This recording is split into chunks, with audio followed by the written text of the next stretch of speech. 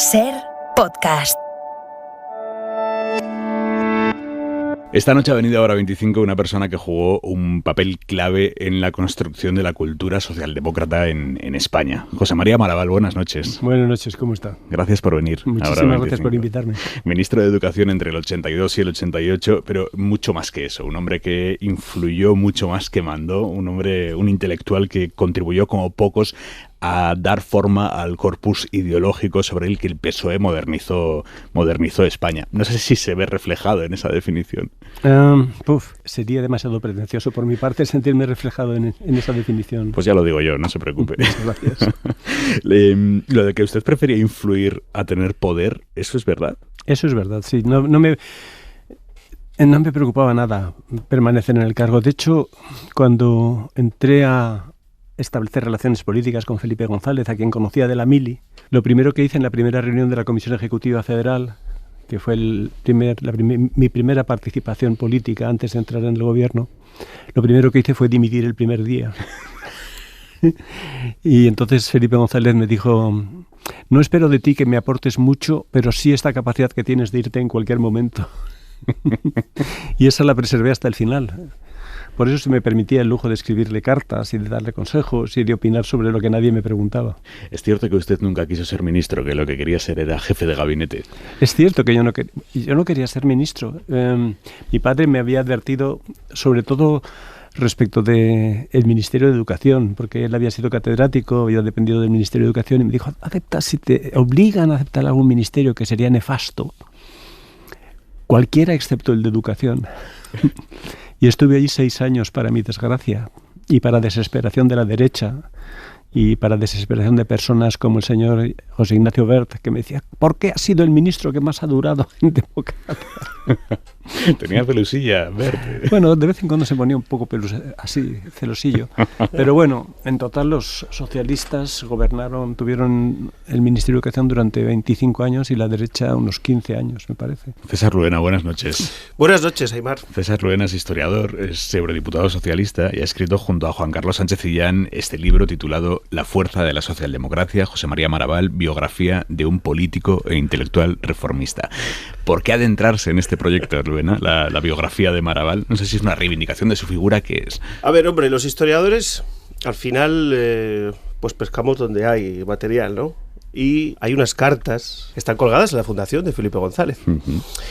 Y entonces en esas cartas, 7 exactamente, Maraval le decía a Felipe lo que opinaba, esa libertad interior que ahora acaba de decir, que es lo que Felipe le decía: tienes esa libertad interior. Y nos dimos cuenta de que ahí había algo más. Publicamos esas cartas en una revista de la Universidad del País Vasco y nos dimos cuenta que se podía tirar. Y es verdad que nos dimos cuenta que esa acumulación teórica, ideológica, de política práctica, daba para, bueno, pues a través de la biografía de Maraval, explicar cómo se ha ido conformando un corpus, decías al principio, socialdemócrata, que tiene como figura por encima de Felipe González, como figura más importante José María Maraval, porque acumula todos los planos. Teórico, nadie ha escrito como él sobre socialdemocracia, en calidad y en cantidad. Ideológico, este señor que está aquí hoy a mi derecha ha escrito los manifiestos. A tu izquierda, obviamente. Ha escrito los programas electorales del partido, los manifiestos, particularmente los relacionados con la cultura, y después lo ha dicho él, ha sido el ministro de Educación que implantó la parte más importante del estado del bienestar que necesitábamos en España históricamente, que es la educación gratuita, las becas. Pide la palabra Maraval, no sé si quiere enmendar algo de lo dicho por Luena. Sí, por contextualizar un poco lo que podía ser mi aportación. Es cierto que el primer gobierno de Felipe González, del 82 al 88, fue un periodo importante para la construcción del estado de bienestar, ¿no? Porque realmente no existía nada parecido a ello. Existía una especie de paternalismo fascista, pero era todo lo que había de protección, no había nada. Pero no se trató solo de educación, es decir, quiero recordar a alguien como Ernest Lluch, que estableció el Sistema Nacional de Salud, y Joaquín Almunia pues estableció, entre otras cosas, las pensiones no contributivas. Javier Solana y también Federico Sánchez, alias Jorge Semprún, o al revés, estableció unos cambios en la cultura española importantísimos. Entonces yo creo que hubo en general una aportación colectiva en esos años que fue bastante importante en una España bastante más civilizada. Usted tenía muy claro que lo que tenía que hacer el PSOE era llegar al gobierno y empezar a combatir la desigualdad. De hecho, hay una intervención suya el 11 de diciembre de 1980, cuando ya empezaban a oler que les iba a tocar gobernar, pero todavía no estaban en el poder, en el Club Siglo XXI. Usted dijo: los ciudadanos declaran que los problemas más urgentes para ellos son temas de asistencia médica sanitaria, vivienda, empleo y jubilación, y 3/4 partes de la población reivindica en estos temas sociales promover la igualdad al máximo. Claro, yo leía esto, digo, esto es de 1980, pero esto también es una fotografía de la España de hoy. Estos son los principales problemas, las principales inquietudes de los españoles de hoy todavía.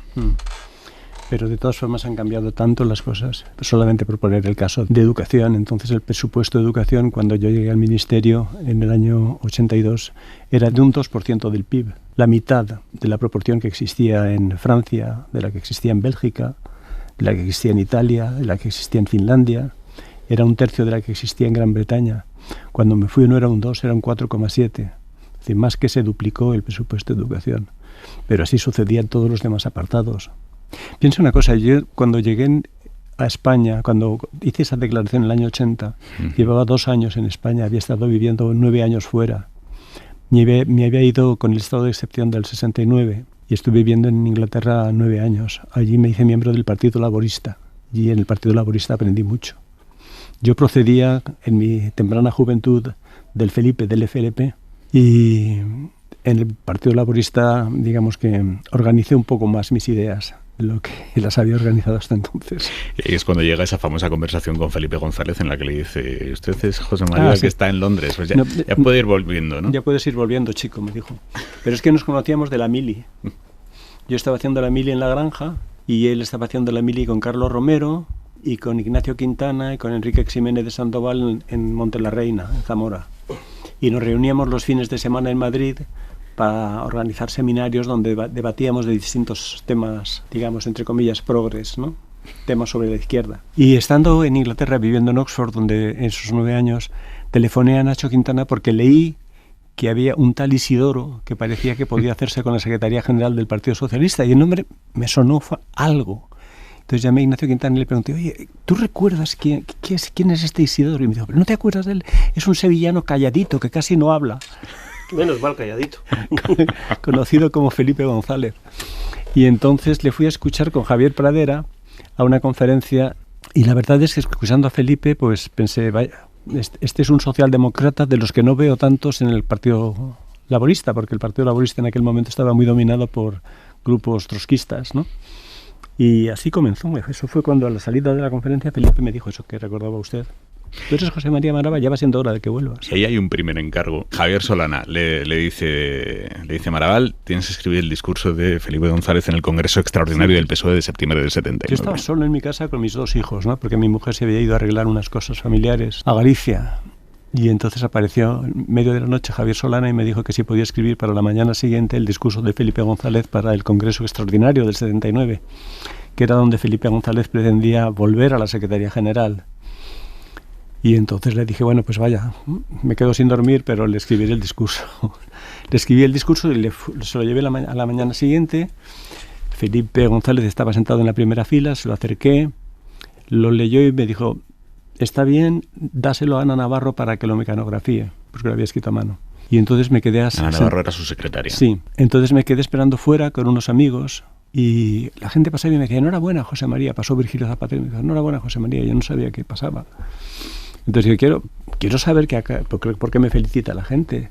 Y entonces fue cuando me dejaron pasar, subí en ascensor, aparecí en el despacho de Guerra, quien no conocía, y Guerra me dijo: es que te están dando la enhorabuena porque entras en la Comisión Ejecutiva Federal. Y yo le dije: no, jamás, he quedado con mis hijos para ir al cine. ¿Es verdad que se lo propuso Alfonso Guerra en un cuarto de las basuras? Sí, es cierto. Lo más extraordinario fue que Bono me aseguró su apoyo incondicional, lo cual me hizo todavía temblar más. Rubén, ¿por qué era importante ese discurso, el de septiembre del 79 en el Congreso? Es el discurso por el que se supera el marxismo. De hecho, es aquel discurso de hay que ser socialistas antes que marxistas. Sí. Esa es la clave, ¿no? Felipe venía de dimitir. Una coyuntura histórica muy difícil, donde los socialistas habían dicho que querían a Felipe de líder, pero como ideario o estrategia política el marxismo. Entonces Felipe y Alfonso, los dos dijeron pues adiós. Y es en septiembre, creo recordar, que es cuando se hace el Congreso Extraordinario y el partido decide que hay un líder que les está explicando que hay que reformar el partido. Porque la tradición socialista realmente era una tradición reformista. Es decir, ha habido un peso histórico como el que después tuvo Maravall, de socialistas que venían también de una ilustración, de un liberalismo, por ejemplo, Fernando de los Ríos, Indalecio Prieto. Sin duda. Pero, claro, 40 años a la sombra, pues las estructuras, las organizaciones, pues a veces, como podríamos decir, se radicalizan, ¿no? en algunos aspectos. Y ese congreso es importante. Sin ese congreso, podemos afirmar hoy, claro, la ventaja de los historiadores es que jugamos con una materia prima fundamental, que es el tiempo. 40 años después decimos, ¿se podría haber producido esa consolidación del Partido Socialista como principal alternativa y como partido mayoritario después durante tantos años, hasta hoy, en la sociedad española? Pues posiblemente no. De tal manera que, claro, el hecho de que le encargaran la elaboración del discurso a José María Maravall, pues es algo muy trascendente para esta historia que se inicia en el 79. Después, él ha tenido más peso también en otros discursos de otras maneras, ¿no? O en momentos también muy críticos del socialismo, como por ejemplo 1993, también se cuenta en el libro. Es un momento donde Felipe pierde el debate porque no se lo prepara. El primer debate, ¿no? El primer debate, no se lo prepara lo suficientemente bien, eso está también contado. Y ahí, de nuevo, se vuelve a recurrir a José María Maravall para ayudar en la parte estratégica y del contenido programático, ideológico, para remontar esa campaña, porque hacía falta el debate. ¿Qué papel jugaba Maravall como persona de la mayor influencia en Felipe González Luena?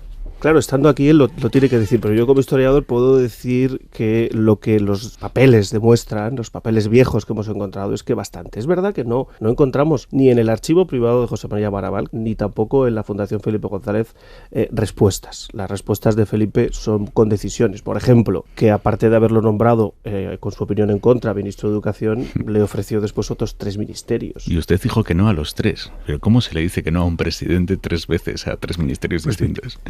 Llevándome un libro bajo el brazo, me agarraba al libro, que era lo que más me importaba, y le decía al presidente que no. Me ofrecía el Ministerio de Cultura para sustituir a Semprún. Yo tenía una gran admiración por Semprún y pensaba que yo podía haber servido en educación porque tenía experiencia en educación, pero en cultura. El Ministerio de Exteriores me parecía un destino bastante horrendo. Felipe me lo ofreció y cuando le dije que no, me dijo, pero tú admiras mucho a un político británico que se llama Anthony Crosland. Y dije, sí, pero fue ministro de Educación durante algunos años y cuando le nombraron ministro de Exteriores se murió a los 3 meses. Yo no espero ese destino. Y luego me ofreció, después de las elecciones del 93 de las que hablaba César Luena, el Ministerio de la Presidencia. Y de nuevo le dije que no, porque yo quería volver a la enseñanza y quería volver a escribir libros. Estamos hablando de las cartas que usted escribió a Felipe González. El hecho de que esas cartas se hayan hecho públicas a través de la fundación del propio González, ¿eso para usted qué supone? Quiere decir, ver publicadas cartas que eran privadas entre usted y él. Fue una decisión que tomaron Felipe González y su hija María González, hacer público todo el archivo personal del presidente. Y es algo yo creo que les honra, porque no solamente las cartas son una minucia en comparación con la riqueza que tiene el archivo, porque en el archivo, por ejemplo, se expone muy claramente cómo el Partido Socialista no hubiera participado en las elecciones si no se legalizaba el Partido Comunista, ¿no? Y se pone en manifiesto toda la reconstrucción del PSOE de la que hablaba César Luena, ¿no? Y en ese sentido, una de las virtudes de Felipe González fue hasta qué punto invalidó las tesis de Santiago Carrillo en Después de Franco qué, cuando afirmó que el PSOE no volvería a tener el peso que tuvo en la Segunda República. Y Felipe supo hacer aflorar todas las lealtades que existían latentes en pequeños pueblos, en pequeñas comunidades, en familias, recuerdos del abuelo sindicalista, miembro del PSOE, incluso algo que se ha explicado poco, en amplias bases de origen anarquista cuyos nietos votaron al Partido Socialista. Y eso fue un logro de Felipe González, ¿no? Él fue un gran presidente para el Partido Socialista y creo que fue un gran presidente para España. Y estoy orgulloso posteriormente de la tarea que realizó José Luis Rodríguez Zapatero y estoy orgulloso de la tarea que está realizando Pedro Sánchez.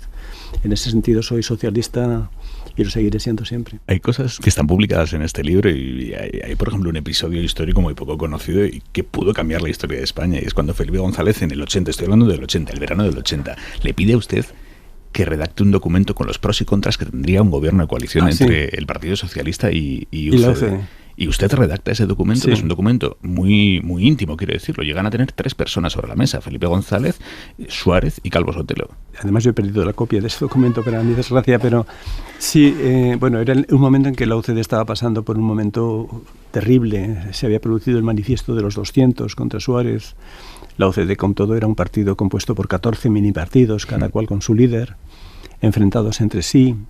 Había ruidos de sables por todas partes, que cristalizaron pocos meses después, y en aquel momento Felipe me preguntó si le podría redactar algún documento sobre la posibilidad de un gobierno de coalición, donde no estaría él, no estaríamos ninguno de nosotros, y que estaría presidido por un personaje bastante independiente, tipo Alberto Liart.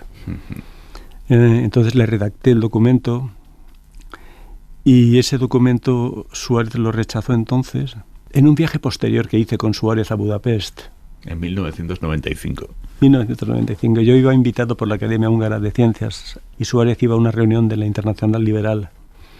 Y Suárez me preguntó: ¿qué vienes a hacer a Budapest, José María? Y yo le dije: pues a hablar de ti. Me lo inventé, pero se puso muy nervioso. Entonces me dijo: siéntate a mi lado, no te vayas a tu asiento, vamos a charlar. Y estuvimos... Iba en el avión, él iba en business y usted iba en turista. Sí, ¿no? Y entonces me dijo que se había arrepentido mucho de no haber aceptado la oferta. Ostras. Y luego se le reiteró a Calvo Sotelo, y Calvo Sotelo respondió con un argumento que le honra. Dijo: no quiero que en una coalición se desgaste el Partido Socialista, porque si la UCD acaba colapsando, cosa que es muy verosímil, el partido que hay de repuesto para gobernar este país y para sostener la democracia es el PSOE, y no quiero que se desgaste. O sea, Calvo Sotelo protegió militantemente al Partido Socialista. Para que no se desgastara, sí. Como partido alternativa. Y luego llega el 23F y cuenta en el libro cómo el golpe a usted le coge en la sede del PSOE, que por entonces estaba en la calle Santa Engracia. Sí. ¿No? Era de los pocos socialistas que estaban fuera de... Era él que estaba. Porque luego apareció Chiqui Venegas. No era diputado, había ido a la tribuna de invitados y consiguió salir y se reunió conmigo. Pero el único que estaba en Santa Engracia era yo. Y entonces hubo un momento en que una persona llamada Ignacio Varela, que estuvo luego en el gabinete de Moncloa muchos años, vino corriendo diciendo: José María, te tienes que hacer cargo de todo esto porque hay un golpe de Estado y tal. Y entonces hablé con la INA inmediatamente. Secretario de Estado para la Seguridad. Que era secretario de Estado para la Seguridad, extremadamente eficiente. Y en un momento él me dijo que no podía asegurar que no fuera asaltada la sede del Partido Socialista por grupos de la extrema derecha o por alguna unidad militar, y que nos refugiáramos en algún sitio. Entonces nos fuimos a un piso en el barrio de Argüelles con la documentación, y fue bastante dramático porque... Se llevaron los papeles de la sede del partido. Cosa que no hizo la UGT, porque la UGT también evacuó, pero se dejó los papeles en la sede de la UGT. Y en el piso el PSOE emitió un comunicado en una voz alemana, porque la portavoz se llamaba Elga Soto y hablaba alemán. Entonces, el PSOE quiere denunciar, con una voz que ponía los pelos de punta. Aquí se ha producido ya un cataclismo. ¿Y es verdad que Carmen Romero fue al piso en el que estaban ustedes? Sí. Carmen Romero. Lo que hice fue ponerme en contacto con Carmen Romero y decirle dónde estaba la dirección y que viniera allí a refugiarse. Me ha llamado la atención que ha dicho que la INA era extremadamente eficiente, pero creo que usted le tuvo que parar los pies porque el tío quería meter a los GEO por la claraboya del Congreso. Sí, por la claraboya. Y le dijimos que si hacía eso, el PSOE desde luego lo denunciaría, que eso era inadmisible. Porque le preguntamos: ¿eso cuántas víctimas puede producir? Y la INA dijo: pues tal vez un centenar. Dijimos que eso no lo apoyaríamos jamás. Y ahí se produjo un episodio verdaderamente lamentable por parte del gobierno provisional, de los subsecretarios de la UCD. Estaban reuniditos en un cuarto, eran el gobierno provisional, y salieron con un papel lleno de firmas. Todos habían firmado para recordar esa noche gloriosa en que habían sido gobierno. Y nos dijeron: ¿por qué no firmáis a Chiqui y a mí? Y les dijimos: jamás firmaremos un papel así de ridículo. Llegaron las elecciones, ustedes fueron gobierno. Antes ha mencionado a Ernest Lluch. Es verdad que Ernest Lluch y usted estaban hartos de que no se pudiera hablar de política dentro del Consejo de Ministros. Eso decía Lluch, sí. Pero era bastante cierto que en el Consejo de Ministros no se podía hablar de política. Por ejemplo, con la OTAN y la duda que generó, ¿no? Porque en un principio el PSOE era que no. habiendo estado en el Partido Laborista, yo no compartía esa posición. Hubo un momento en que Ernest Lluch levantó la mano en el Consejo de Ministros y dijo: si se puede hablar de política en el Consejo de Ministros, quiero recordar que estamos a 10 días del referéndum y no hemos preparado nada. Leo en el libro, en referencia a aquella época, el PSOE elabora su práctica política coordinando la permanente afirmación de sus objetivos finales con las posibilidades reales de actuación en un momento concreto. Luena, ¿esto es pragmatismo, es posibilismo? ¿Qué es esto? Puro pragmatismo del Partido Socialista, que tan bien le ha venido a la sociedad española. Eso que Maragall llamaba reformismo radical.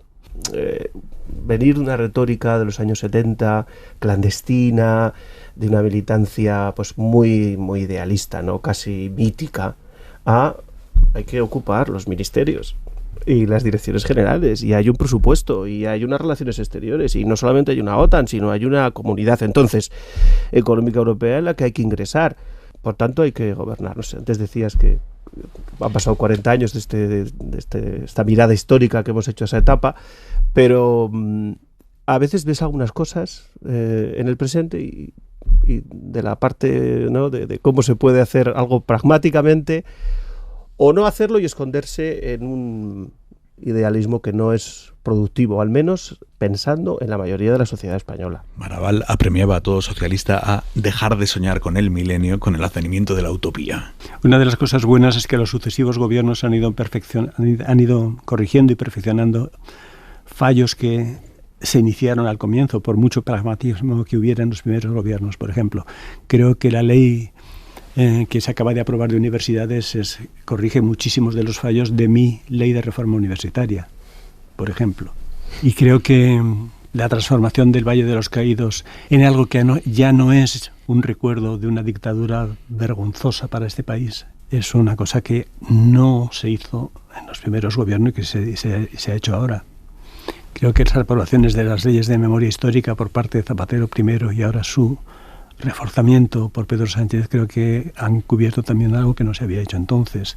Entonces cada gobierno socialista ha ido avanzando sobre los pasos dados anteriormente, ¿no? Entonces ese proceso acumulativo de reformas, de corrección de insuficiencias que se han podido detectar, pero que han podido ser corregidas por el hecho de que haya habido 25 años de gobiernos socialistas, por la visión pragmática que han tenido los sucesivos gobernantes, creo que eso ha sido importante en el desarrollo de España, ¿no? En 1980 escribió en la revista Sistema un texto sobre la alternativa socialista en el que decía: una democracia estable se basa en dos pilares fundamentales. Por un lado, una identificación cultural con las instituciones políticas que legitima y estimula la participación política. Y otro, un dintel suficiente de bienestar material distribuido de forma equitativa. Casi medio siglo después de este artículo, y basándonos en aquella definición que hacía usted de lo que debía ser una democracia estable, ¿lo hemos conseguido? Yo creo que sí. Hay ahora elementos preocupantes, pero no son solamente un fenómeno español. La irrupción de Vox en España es preocupante, pero también es preocupante la fuerza de la extrema derecha en Francia o la fuerza de la extrema derecha en Italia. Pero bueno, yo creo que los avances que se han conseguido nos convierten en equivalentes a cualquier otra democracia de la Comunidad Europea. No tenemos un Producto Interior Bruto, una renta per cápita que es comparable a la italiana. Tenemos una proyección internacional que han asegurado mucho Felipe González y ha asegurado muchísimo Pedro Sánchez, que nos ha dado mucho relieve fuera, capacidad de influir. En ese sentido creo que el futuro es un futuro bastante seguro, ¿no? Y francamente espero que esta extrema derecha no se imponga nunca, aunque la verdad es que con el señor Feijóo es difícil calcular nada porque es inescrutable. Es imposible pensar qué piensa. ¿Qué siente cuando escucha al Partido Popular diferenciando entre Pedro Sánchez y el PSOE? Que intentan dibujarlo como un ente ajeno al Partido Socialista, el sanchismo, como algo que ha venido y ha desembarcado en el PSOE y lo ha cooptado, pero no es el PSOE. Me parece ridículo. Es un presidente elegido por primarias, con el apoyo de una mayoría de los militantes, con el apoyo de una proporción sustancial de los ciudadanos. Tiene Pedro Sánchez que lidiar con una experiencia inédita en España, que es presidir un gobierno de coalición. Eso es extraño en España, pero es la regla en Europa. Es decir, si uno mira las 17 principales democracias europeas, ha habido gobiernos de coalición durante 625 años. y gobiernos de un solo partido durante 410. Son mucho más frecuentes las coaliciones y tienen dos ventajas, por muy difíciles que sean de manejar. Una, son más estables, y dos, redistribuyen más. Y es lo que está haciendo Pedro Sánchez. Es un país vanguardia en la aprobación de la ley de eutanasia. Es un país que se ha liberado de esas reliquias del pasado franquista. Es un país que ha aprobado el ingreso mínimo vital, que es absolutamente sensacional. Es un país que ha establecido los contratos laborales indefinidos, que ha significado un cambio en el mercado de trabajo. Es decir, la batería de medidas tomadas por Pedro Sánchez de carácter social y de carácter democrático es bastante extraordinario, a pesar de los embates de una derecha que en ocasiones es inexplicable qué es lo que pretende. Luena, más allá de su papel como eurodiputado, le pregunto como historiador, ¿se atisba ya qué dirá la historia de esta época? El hecho de que sea el primer gobierno de coalición, eso ya es, ¿no? Eso ya es una parte, ¿no? Sobre todo, yo creo que nunca se han hecho tantas cosas en tan poco tiempo. Lo que pasa es que esto estamos a la mitad, incluso posiblemente a menos de la mitad de lo que será la presidencia de Pedro Sánchez. Por tanto, nos faltan 5 o 6 años para que podamos vislumbrar, ¿eh? Pero de lo que lleva, creo que la transformación que se está haciendo en España, sobre todo en las políticas sociales, que es seña de identidad, se dice un poco en el libro, es la fuerza de la socialdemocracia, la regeneración democrática, que esas son las dos cosas en esa crisis sistémica que se llamó nueva política. Había un problema de regeneración institucional, se está haciendo, y había un problema de desigualdad. Eran las dos cosas, lo recuerdo bien, fue una etapa que alguna vez venía por aquí también contigo. Bueno, pues esas dos cosas son las que está solucionando, y además el gobierno de Pedro Sánchez, y además aumentando esa vocación, sobre todo europeísta, también en la política internacional. Yo ahora que tengo un papel o una función en el Parlamento Europeo, pues es una maravilla ver cómo el gobierno español es un gobierno no solamente que se podría decir que se respete en Bruselas, no, que marca el paso. Bueno, pues eso es una maravilla. Quizás estas tres cosas podrían ser, Aimar. Pero bueno, como digo, queda tanto. Si quieres, dentro de unos años, te hago una perspectiva. La ventaja de los historiadores es el tiempo en nuestra materia. Jugamos con esa ventaja. Luena, usted que ha sido secretaria de organización, ¿se imagina que algún día son libro las cartas que le escribió a su secretario general, Pedro Sánchez?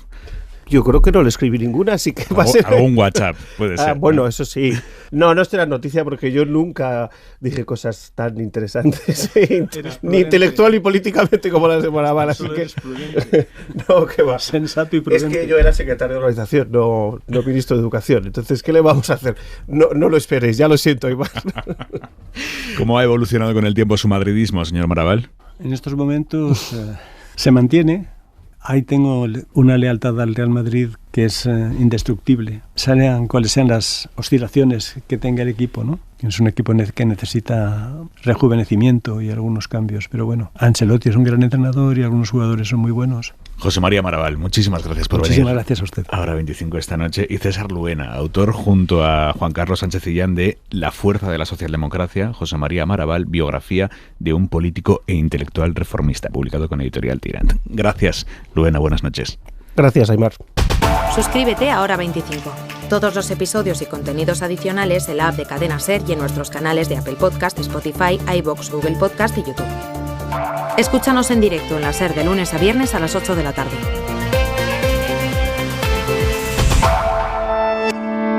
Cadena SER. La radio.